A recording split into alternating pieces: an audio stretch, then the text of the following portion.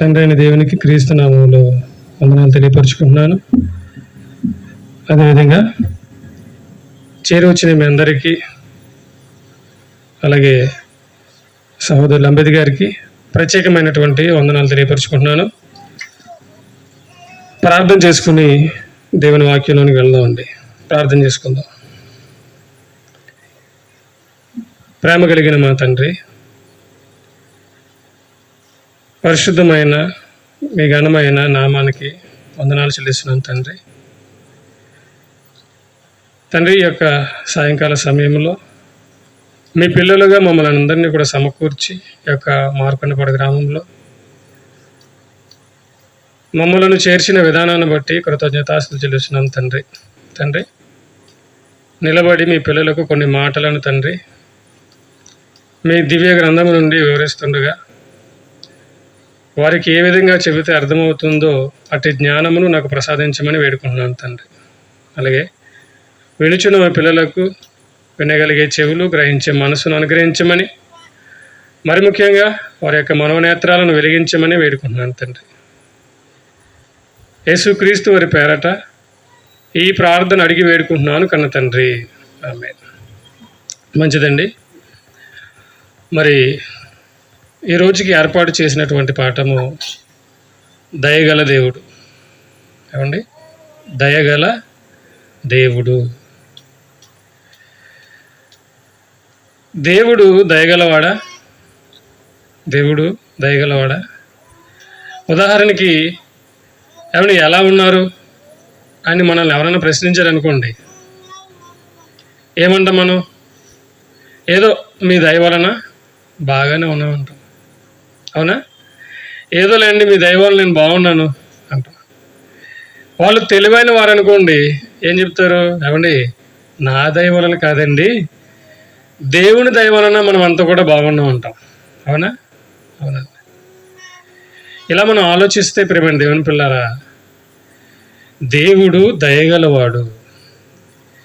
ఈ విషయము దేవుని పిల్లలైనటువంటి మనుషులకు సరిగా అర్థం కాలేదండి.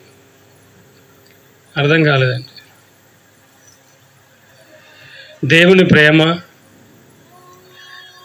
దేవుని దయ, దేవుని జాలి,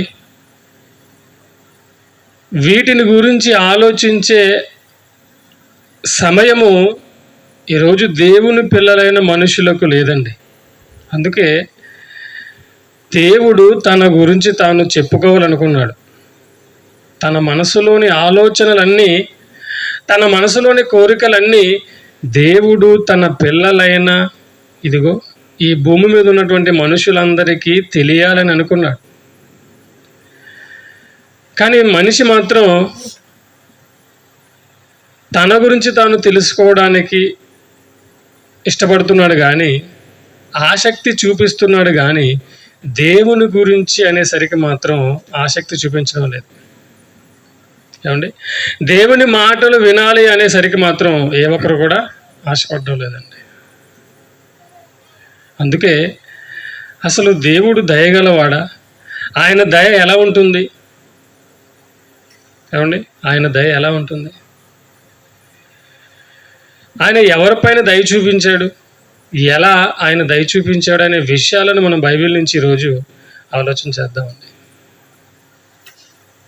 ఏమండి? ఒక మంచి మాటను మనం బైబిల్ నుంచి చూడగలిగితే, భక్తుడైన దావీదు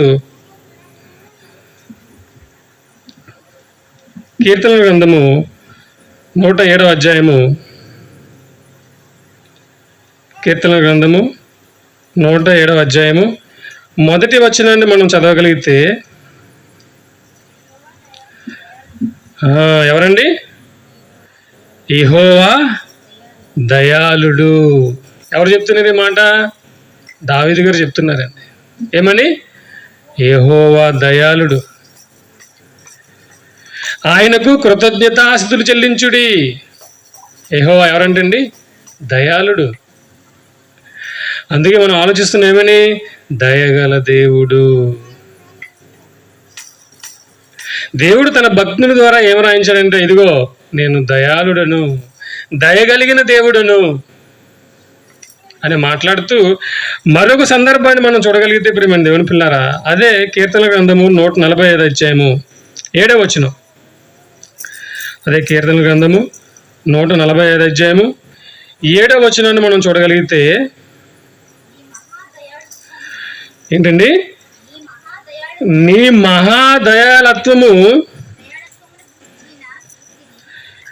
మహాదయాలత్వమును గూర్చిన కీర్తిని ఎవరు వారు? ఏమండి, నీ మహాదయాలత్వమును గూర్చిన కీర్తిని వారు ప్రకటించెదరు, నీ నీతిని గూర్చి వారు గానము చేసెదరు. చూసారండి, 4వ వచనాన్ని మనం చదవగలిగితే, ఒక తరము వారు మరొక తరము వారి ఎదుట క్రియలను కొనియాడుదురు. ఎవరు క్రియలను?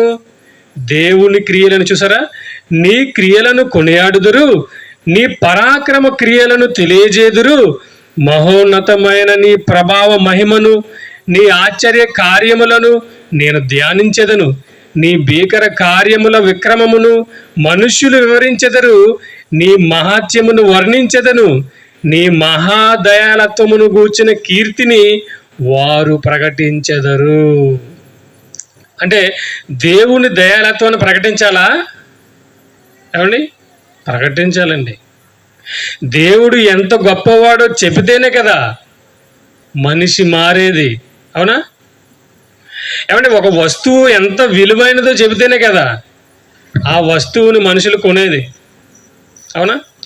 ఈరోజు మేనిఫెస్టో అంటారు కదా, అంటే ఈరోజు ప్రతి ఒక్కరు కూడా వాళ్ళు చేయవలసినటువంటి పనులు మేము చేస్తామని ఏం చేస్తున్నారు? ముందుగానే ప్రకటించేస్తారు. ఇదిగో మేము అధికారంలోకి వస్తే ఏం చేస్తాం? ఇలా చేస్తాం. మేము పదవిలోకి వస్తే ఇది ఈ పని చేస్తాం అని ఒక లిస్టుని మనకి ఇచ్చేస్తున్నారు. ఎందుకు? వాళ్ళు చేసేది ఏమిటో మనకు తెలియాలి. అవునా? వాళ్ళు ఏం చేస్తారో మనకి తెలిస్తేనే మనము వాళ్ళని గెలిపిస్తామని. అలాగే దేవుడు కూడా ఏమంటున్నాడండి, ఆయన దయాలత్వమును గూర్చిన కీర్తిని వారు ప్రకటించెదరు. దేవుడు ఎంత గొప్పవాడో, దేవుడు ఎంత దయగలవాడో ప్రతి మనిషి ఈ భూమి మీద ఏం చేయాలి? తెలుసుకోవాలి. తెలుసుకున్న వాళ్ళు ఏం చేయాలి? ప్రకటించాలి. చూసారండి, మొట్టమొదటిగా దేవుడు దయామయుడని, దేవుడు దయగలిగినటువంటి వాడని ప్రకటించినటువంటి వ్యక్తి ఎవరో తెలుసండి మీకు? ఏమండి, మొట్టమొదటిగా ఈ భూమి మీదకి వచ్చినటువంటి వారిలో మన దేవుడు దయగలిగిన దేవుడని ప్రకటించినటువంటి మొట్టమొదటి వ్యక్తి ఎవరో తెలుసా? ఎవరండి? ఆదికాండము చూడండి, ఆదికాండము 4వ అధ్యాయము 1వ వచనాన్ని మనం చూద్దామండి. ఆదికాండము 4వ అధ్యాయము 1వ వచనాన్ని మనం చూసినట్లయితే, ఆదాము తన భార్య అయిన హవ్వను కూడినప్పుడు ఆమె గర్భవతి అయి కయీనును కని ఏమందండి ఆమె? యెహోవా దయ వలన నేను ఒక మనుష్యుని సంపాదించుకున్నాను. ఏమంది? యెహోవా దయ వలన. అంటే అప్పుడే వచ్చిందండి భూమి మీదకి, ఏమీ లేవు ఆధారాలు. మొట్టమొదటిగా ఉన్నటువంటి ఆమె నిజంగా ఎంత చక్కని మాట మాట్లాడిందండి. ఒక స్త్రీ దేవుని గురించి ఎంత మంచి మాట మాట్లాడింది ఆమె. ఏమందామె? యెహోవా దయ వలన నేను ఒక మనిషిని సంపాదించుకున్నాను. అంటే దేవుడు దయగల దేవుడు అంటే 100కి 100 పాళ్ళు మనం నమ్ముతున్నటువంటి దేవుడు దయగల దేవుడు అండి. ఏమర్థమైంది ఆమెకి? హవ్వకి ఏమర్థమైంది ఆమెకి? దావీదు గారు ఆయన ప్రకటించారంటే అందులో అర్థం ఉందండి. ఎన్నో కార్యాలు చూశాడు ఆయన దయను చూశాడు కాబట్టి. కానీ హవ్వకి ఏమర్థమైందని ఆ మాట అన్నదామె? చూసారా, ఏమర్థమైందని దేవుని గురించి ఆమె మాట్లాడిందంటే చూడండి, ఒకసారి ఆలోచించండి. దేవుడు ఎంత గొప్పవాడు ప్రియమైన దేవుని పిల్ల. చూసారా, దేవుడు ఎంత గొప్పవాడు. కాకపోతే మొట్టమొదటిగా పుట్టినటువంటి ఈ భూమి మీదకి వచ్చినటువంటి మనుషులలో ఒక్కతైనటువంటి అందరికీ తల్లి అయినటువంటి హవ్వ మాట్లాడుతున్నటువంటి మాట, నా భర్త వలన నేను ఒక మనుషుని సంపాదించుకున్నాను అనలేదే, యెహోవా దయ వలన. చూసారా, అంటే దేవునికి ఘనత తెచ్చే వారిలో మొట్టమొదటిగా ఉన్నటువంటి స్త్రీ ఎవరు? హవ్వ. తెలుసా ఈ ప్రపంచానికి ఎవరికైనా?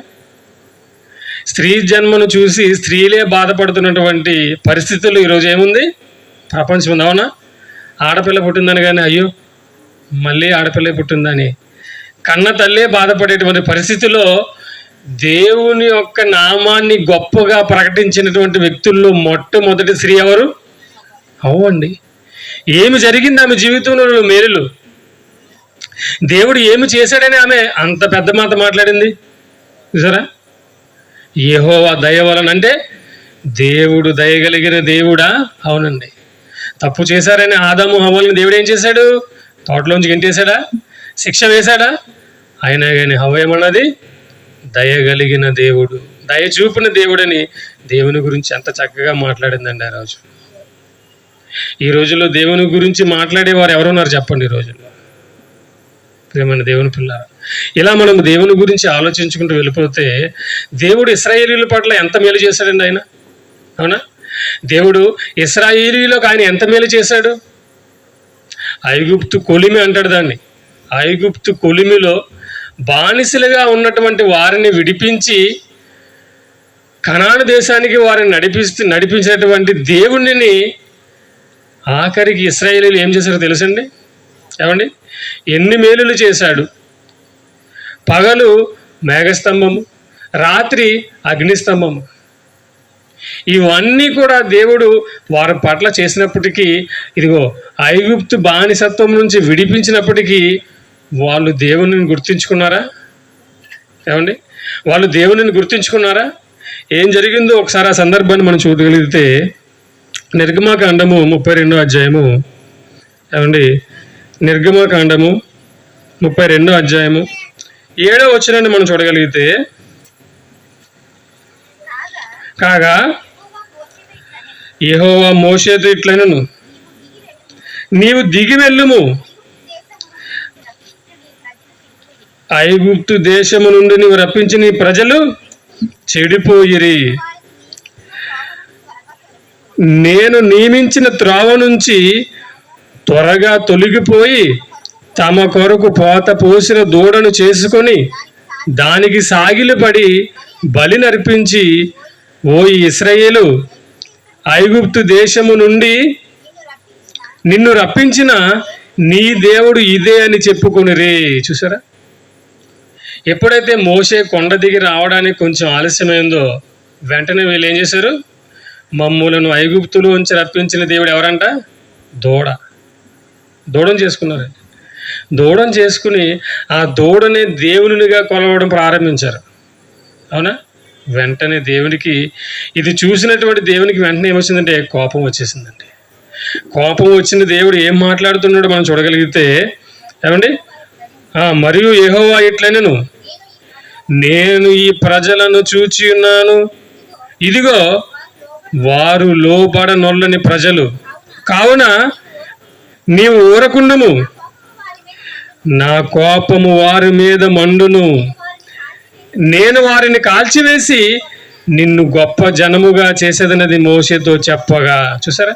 ఎప్పుడైతే మోషే దేవుడు మొత్తం వారందరినీ కూడా ఐగుప్తు నుంచి రప్పించి వారి పట్ల చేసినటువంటి మేలులన్నీ కూడా మర్చిపోయేసరికి దేవుని కోపం వచ్చిందండి.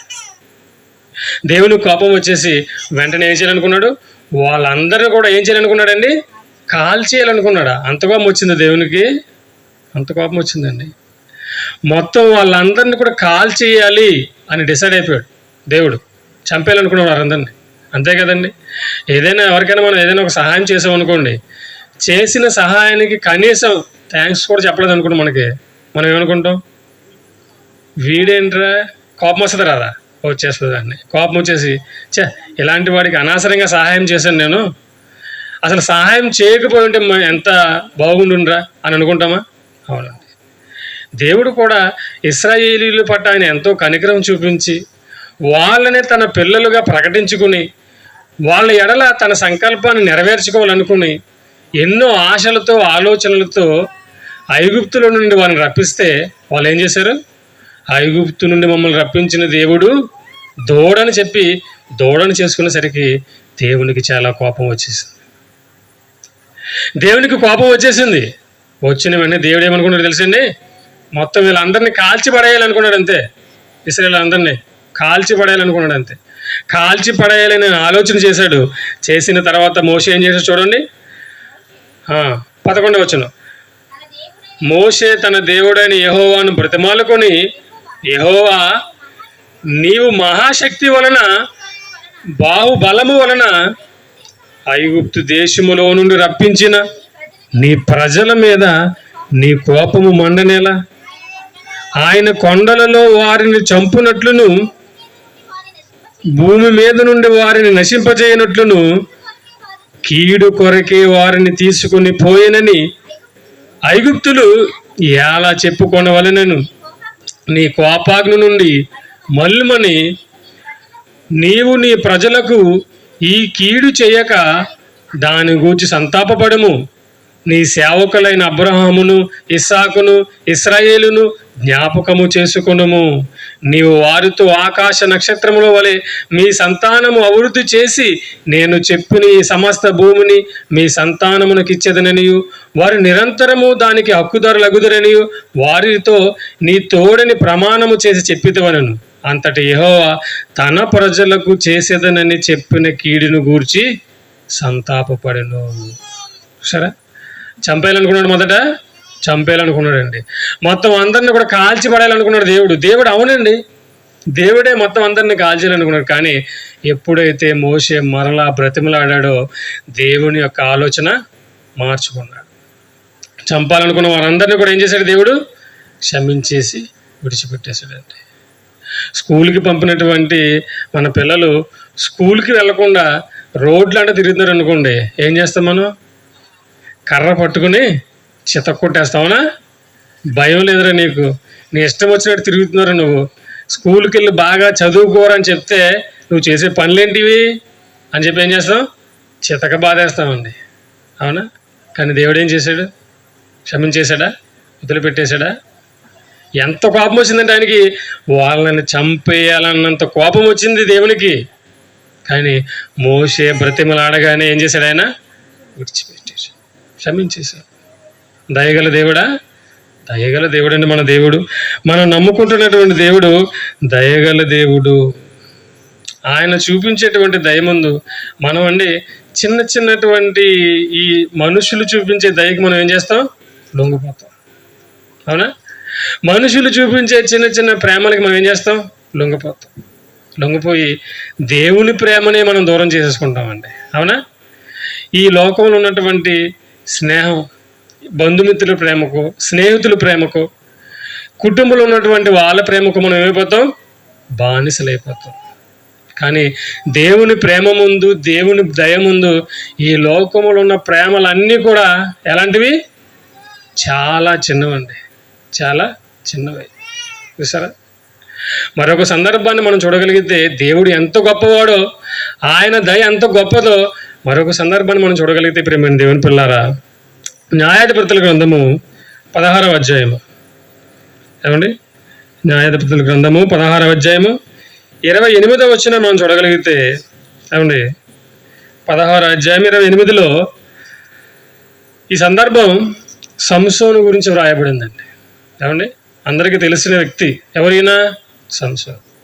కానీ ఈయన జీవితంలో, సంసోను జీవితంలో దేవుడు చూపించిన దయ నిజంగా మనం చదివితే ఆశ్చర్యపోతామండి. ఏమండి? ఇప్పటివరకు ఎన్నోసార్లు చదువుకున్నాం, కానీ ఈరోజు మనం దాన్ని చదివితే చాలా క్రొత్తగా, చాలా ఆశ్చర్యంగా ఉంటుంది. చూడండి. అప్పుడు సంసోను, యెహోవా ప్రభువా, దయచేసి నన్ను జ్ఞాపకము చేసుకొనుము. ఏమండి? దయచేసి నన్ను జ్ఞాపకము చేసుకొనుము. దేవా, దయచేసి ఈసారి మాత్రమే నన్ను బలపరుచుము. ఏమండి? సంసోను ఎందుకు పుట్టాడని మనం తెలుసుకున్నాం. సంసోను కారణ జన్ముడు. ఈ సంసోను కారణ జన్ముడు. ఏంటి ఈయన పుట్టడానికి గల కారణం? ఈయన ఫిలిస్తీన్ల చేతిలో నుండి ఇశ్రాయేలీయులను రక్షించాలి. అవునా? ఫిలిస్తీన్ల చేతిలో నుండి ఇశ్రాయేలీయులను రక్షించడానికి ఈయన వచ్చాడు. వచ్చినటువంటి ఈయన వచ్చిన పని మానేసి వేరొక పనులు ఏమైపోయాడు? నిమగ్నమైపోయాడు. వేరొక పనిలో ఆయన నిమగ్నమైపోయాడు. దేవుడు చెప్పిన మాట, నీ తలను నువ్వేం చేయొద్దు, క్షౌరము చేయించొద్దు. ఈ రహస్యాన్ని నువ్వు ఎవ్వరికి చెప్పొద్దు నాయన. ఎందుకంటే ఈ రహస్యం నువ్వు ఎవరితో అయినా చెప్పావా, నీలో ఉన్న శక్తి అంతా ఏమైపోతుంది, నశించిపోతుంది. ఇంకా నీవు ఇశ్రాయేలీయులను నువ్వు ఫిలిష్తీయుల నుంచి రక్షించలేవు, నీవు బానిస అయిపోతావు అని చెప్పడలేదు దేవుడు. చెప్పాడండి. చెప్పిన మాట వినాలా వినకూడదా? వినాలండి. ఎందుకు? కారణ జన్ముడు అని దేవుడు. మరి ఈ మాటలో వినాలి కదా, వినలేదండి. దేవుడు చేయమన్న పని చేయకుండా దేవుడు వద్దన్న పని ఆయన చేశాడు. చెప్పొద్దన్నటువంటి మాటను, ఆ రహస్యాన్ని ఏం చేశాడు, చెప్పేశాడు. చెప్పిన వెంటనే సంసోను ఉన్న బలం ఏమైపోయింది, పోయిందండి. శక్తి ఏమైపోయింది, పోయింది. ఎప్పటిలాగే అందరినీ ఎగరేసేద్దాం అనుకున్నాడు అంతే, కానీ ఆయన వల్ల కాలేదు. అర్థమైపోయింది నా శక్తి అంతా పోయిందని. తీసుకువెళ్ళిపోయారు ఫిలిష్తీయులు, బంధించేశారు. 2 కళ్ళు ఊడదీస్తారండి. అవునా? 2 కళ్ళు ఊడదీస్తారు. ఏమండి, ఒకసారి మన భారతీయ సైనికుడు పాకిస్తాన్ వాళ్ళకి దొరికాడు. అవునా? ఒకసారి మన భారతీయ సైనికుడు పాకిస్తాన్ వాళ్ళ సైనికులకు దొరికాడు. దొరికిన వెంటనే ఆయన ఎన్ని చిత్రహింసలు పెట్టారో మనకు తెలియదు కాదు. అవునా? అంటే ఎప్పుడు ఎవరు దొరుకుతారా అని చూస్తుంటారు వీళ్ళు, శత్రువులు.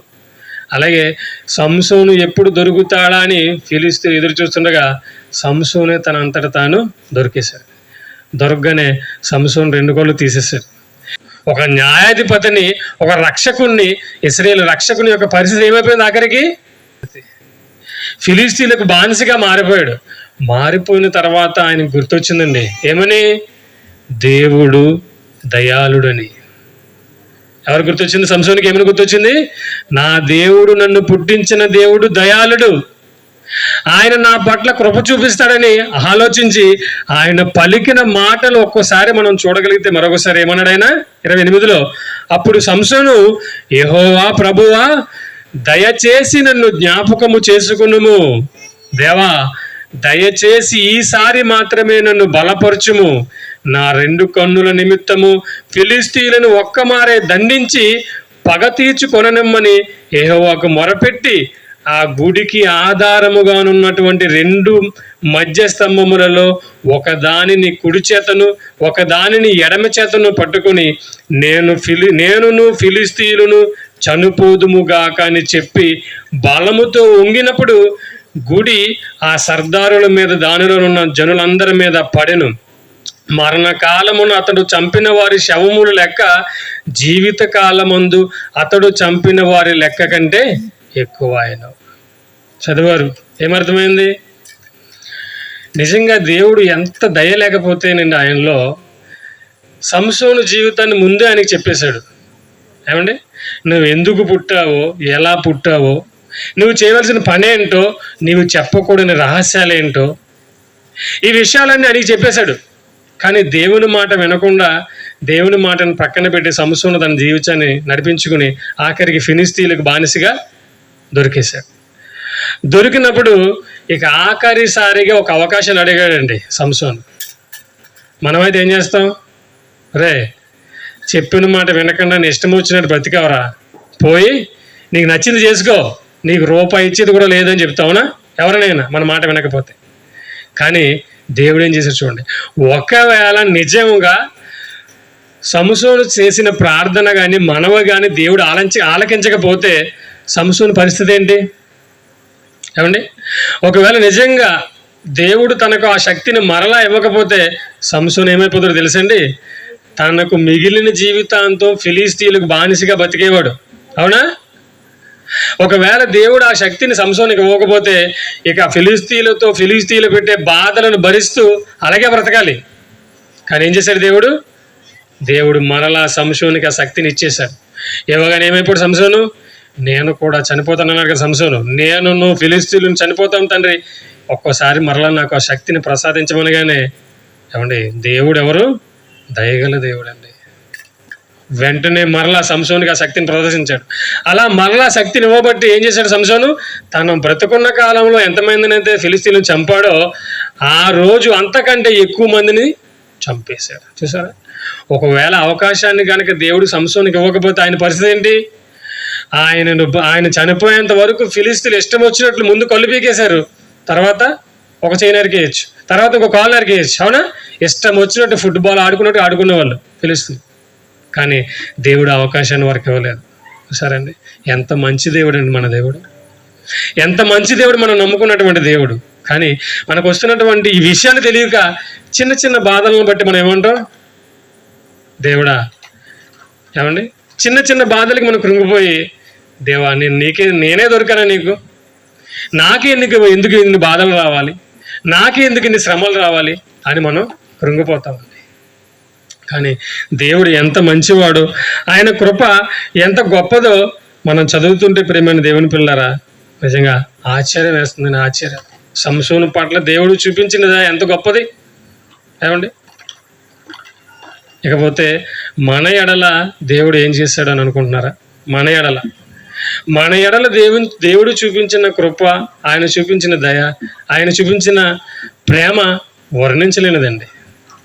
తల్లి గర్భములో మనం పడినది మొదలుకొని ఏమండి ఎంత ప్రేమ ఆయన చూపించకపోతే ఈరోజు ఈ భూమి మీద మనం ఊపిరి పీల్చుకుంటూ బ్రతుకుతున్నాం చెప్పండి.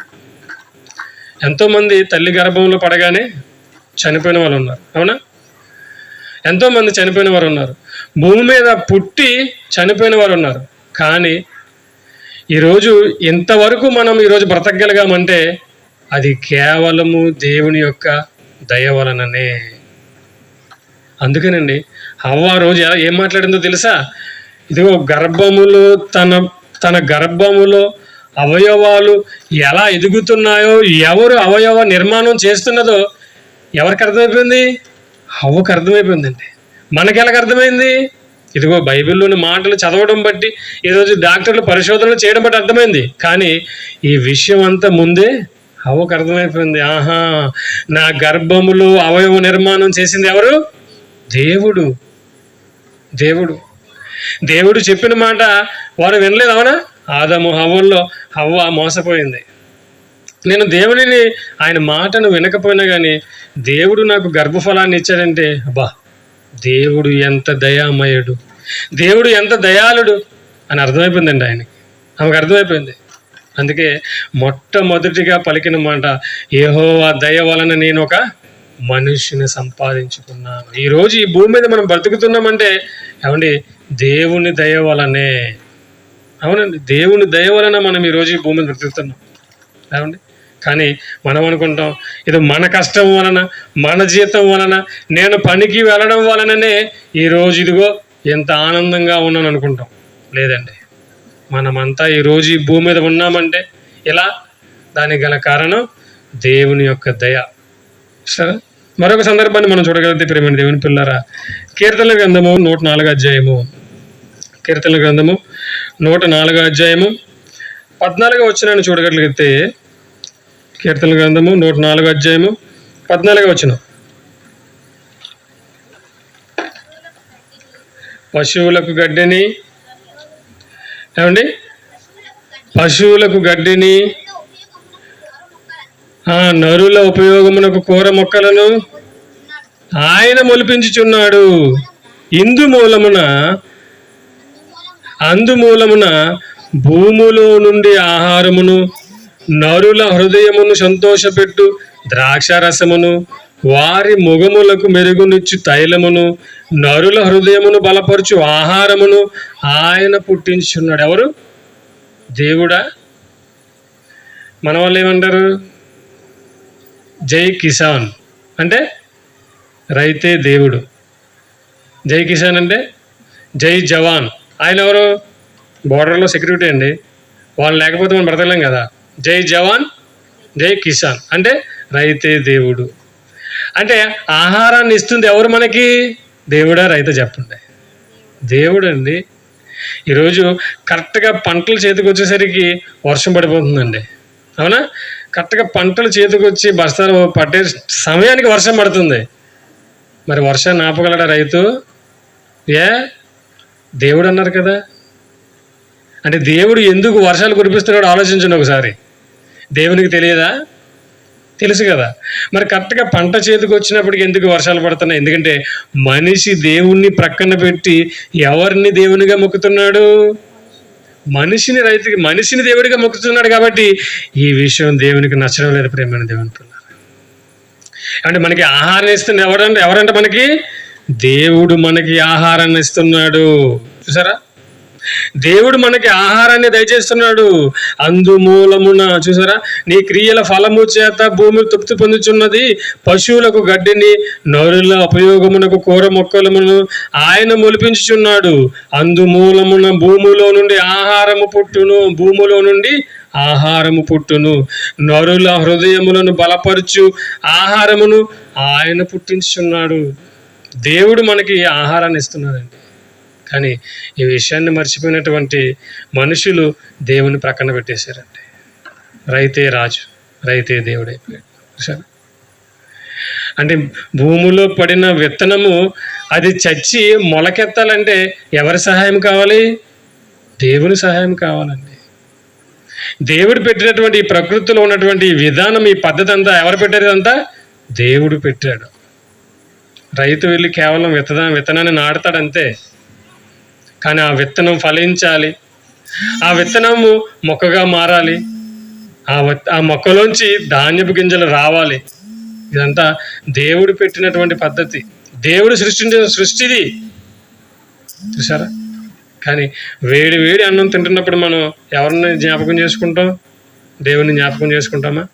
ఏ రోజైనా ఆహారాన్ని తింటున్నప్పుడు తండ్రి ఇచ్చిన ఆహారాన్ని బట్టి నీకు కృతజ్ఞతలు చెల్లిస్తున్నానని ఎవరైనా ఎప్పుడైనా దేవునికి ప్రార్థన చేశారా?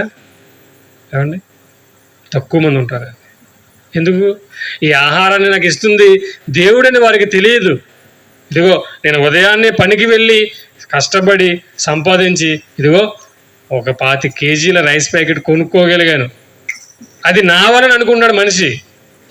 కానీ ఆ ఆహారం నీ నోటి చెంతకు, నీ నోటి వద్దకు రావాలంటే ఖచ్చితంగా దేవుని దయ నీ మీద ఉండాలి. ఖచ్చితమండి, ఖచ్చితం. చూసారా, అందుకే దయగల దేవుని యొక్క క్రియలను మనం ఏం చేస్తున్నాం? ఆలోచన చేస్తున్నాం, పరిశీలన చేస్తున్నాం. మనం నమ్ముకుంటున్నటువంటి దేవుడు ఎంత దయగలవాడో, మన పట్ల ఆయన ఎంత దయగలిగి ఉన్నాడో ఈరోజు మనం ఆలోచిస్తున్నాం. ప్రియమైన దేవుని పిల్లలు, ఈ విషయాలు తెలియకే దేవుడు అంటే ఎవరు భయపడరండి. ఏమండి, దేవుడు అనగానే చెప్పండి ఎవరు భయపడరు. దెయ్యం అని చెప్పండి, దెయ్యమా? ఎప్పుడు ఎవరు చూడలేదు దెయ్యాన్ని, కానీ దెయ్యం అంటే భయపడతారు. ఎందుకు? దెయ్యం ఎలా ఉంటుందని ఈ సమాజానికి చూపించేశారు. ఎలా ఉంటుందండి దెయ్యం? తెల్ల చీర కట్టుకుంటుందంటారు, మల్లెపూలు పెట్టుకుంటుందంటారు. ఎక్కడ తిరుగుతుందంట? సమాధిలో తిరుగుతుందంట. అదేంటది? నువ్వు ఎప్పుడైనా చూసావా? లేదండి. మరి ఎలా చెప్తున్నావు? సమాజానికి చూపించారండి వీళ్ళంతా. మరి దేవుడి గురించి తెలుసా? లేదండి. దేవుడి గురించి చెప్పేవాళ్ళు ఎవరున్నారండి సమాజానికి? అవునా? దేవుని ప్రేమ గురించి, దేవుని దయ గురించి, దేవుని మనసు గురించి చెప్పేవారు లేరు కదా. అంచేత మనిషికి దేవుడు అర్థం కావడం. మరి దెయ్యం గురించి చెప్పండి, అర్థమైపోయింది. ఎందుకు? దెయ్యం గురించి మరి సినిమాలు తీసి మరి చూపిస్తున్నారు కాబట్టి. చూసారా ప్రియమైన దేవుని పిల్లారా, ఇంకా దేవుడు మన పట్ల ఎంత కృప చూపించాడో, ఎంత దయ చూపించాడో మనం చూడగలిగితే ఎఫెసీ పత్రిక 1వ అధ్యాయము, అపోస్తలుడైన పౌలు ఎఫెసీలకు రాస్తూ 1వ అధ్యాయము 5వ వచనాన్ని మనం చూడగలిగితే, ఎఫెసీలకు రాసిన పత్రిక 1వ అధ్యాయము 5వ వచనం.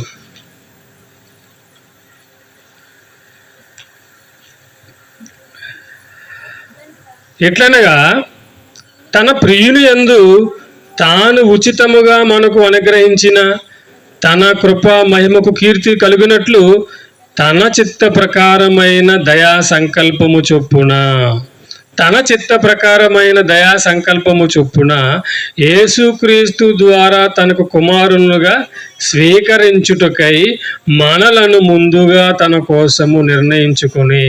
ఎలా అండి? దేవుని యొక్క దయా సంకల్పము చొప్పున యేసుక్రీస్తు ద్వారా మనల్ని ఏం చేయాలనుకున్నాడు? కుమారులుగా స్వీకరించాలి. యేసుక్రీస్తు ఎందుకు? మనం ఆయన కుమారులమే కదా. అవునా? ఈ భూమి మీదకి వస్తున్న వారందరూ కూడా ఎవరు? దేవుని కుమారులే. మరి దేవుని కుమారులైనటువంటి వారిని మరలా ఎందుకు ఆయన దయా సంకల్పము చొప్పున యేసుక్రీస్తు ద్వారా కుమారులుగా స్వీకరించాలనుకున్నాడు? ఏమండి? అదే ఎఫెసీ పత్రిక 2వ అధ్యాయము 1వ వచనాన్ని మనం చూడగలిగితే చూడండి ఏమంటున్నాడు.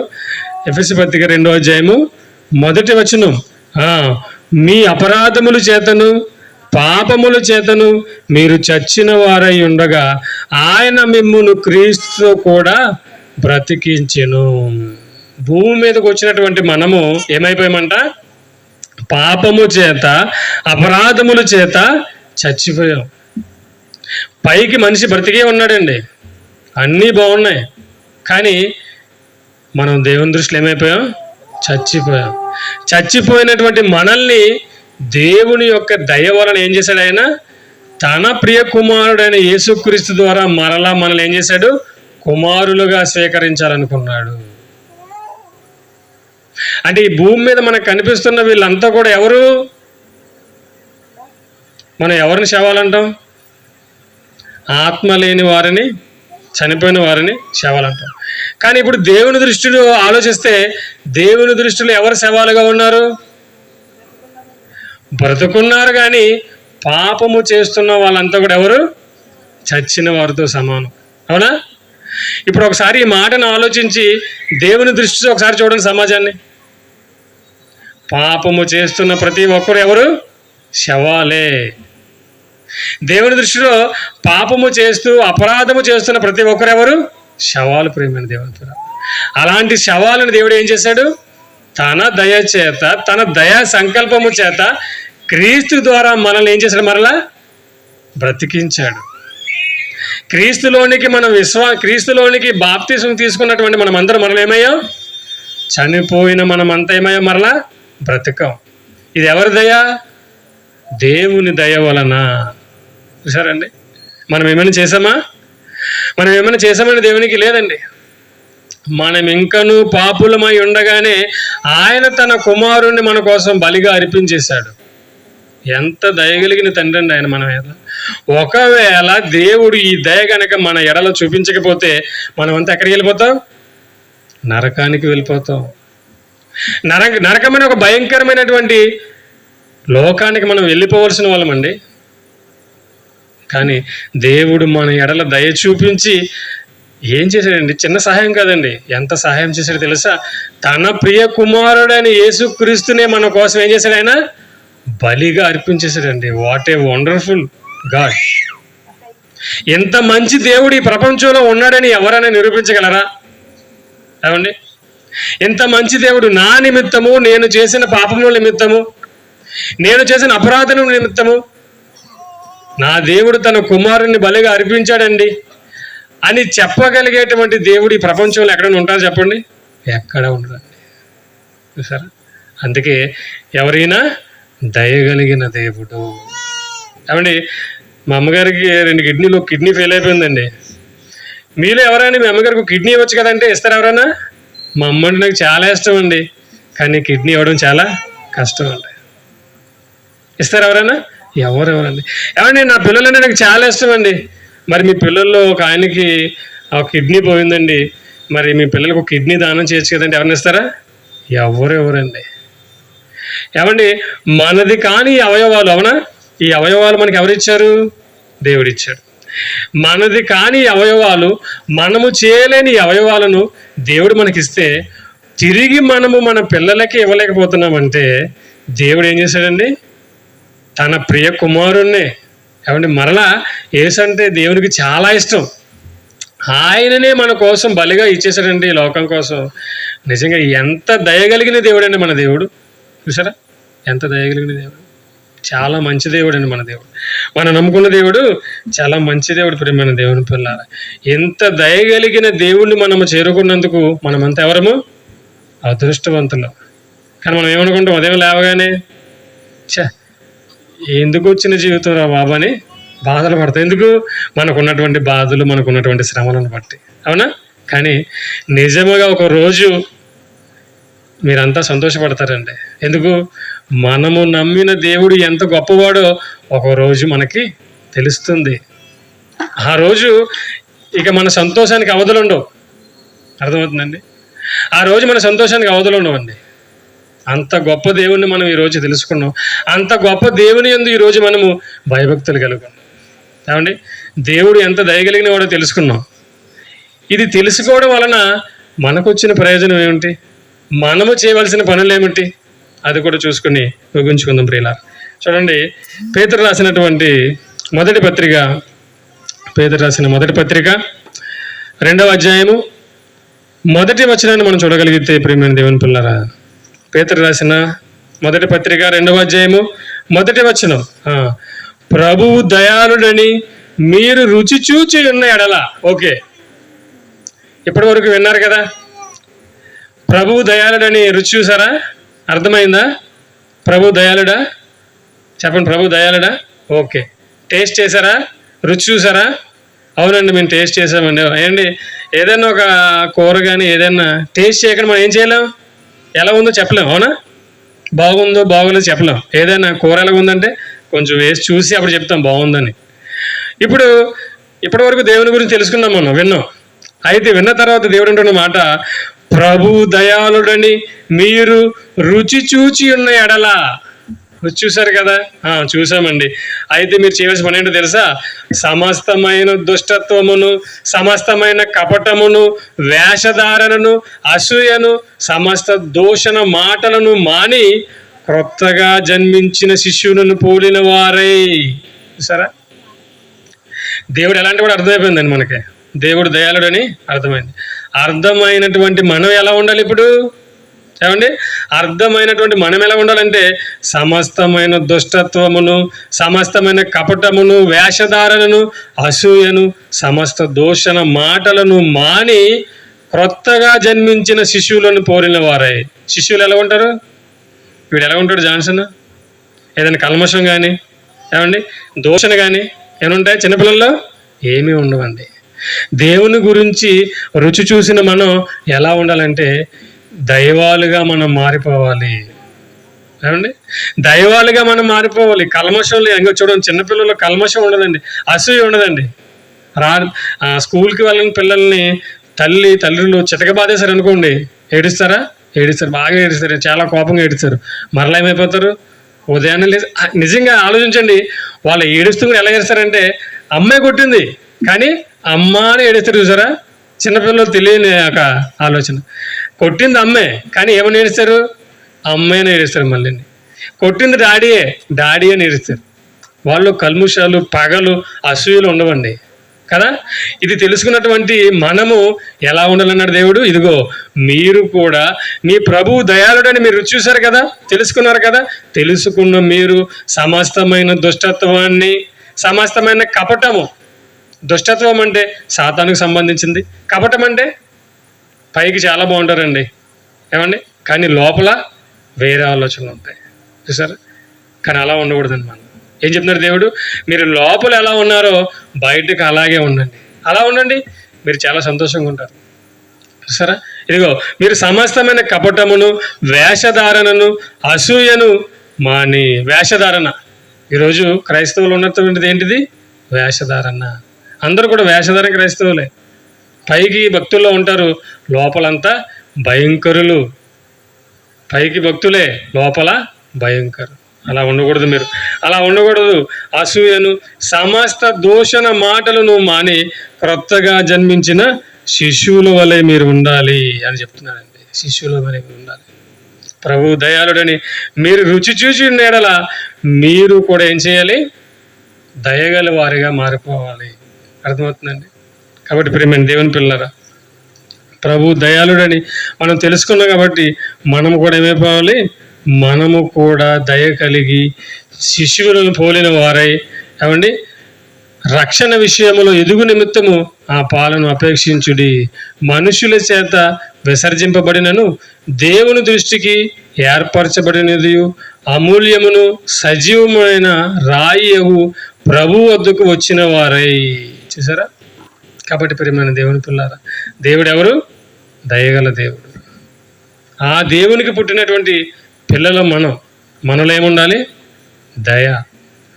మనము కూడా దయగలిగిన వారిగా అందరితో ప్రేమ కలిగి జీవించాలి.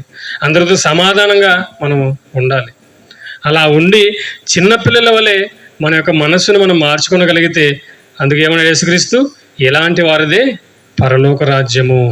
ఎప్పుడైతే మన మనసును మార్చుకుని ఇదిగో క్రొత్తగా జన్మించిన శిష్యుల వల్ల మనం మారిపోతామో ఆ రోజు మనము దేవుడు ఉన్నటువంటి ఆ మహాలోకానికి చేరుకునే అర్హత మనము సంపాదించుకున్న వారం అవుతాం. కాబట్టి అలా మనమంతా ఉండాలని కోరుకుంటూ నేను ఆ మాటలు ముగిస్తున్నానండి. చిన్న ప్రార్థన చేసుకుందాం.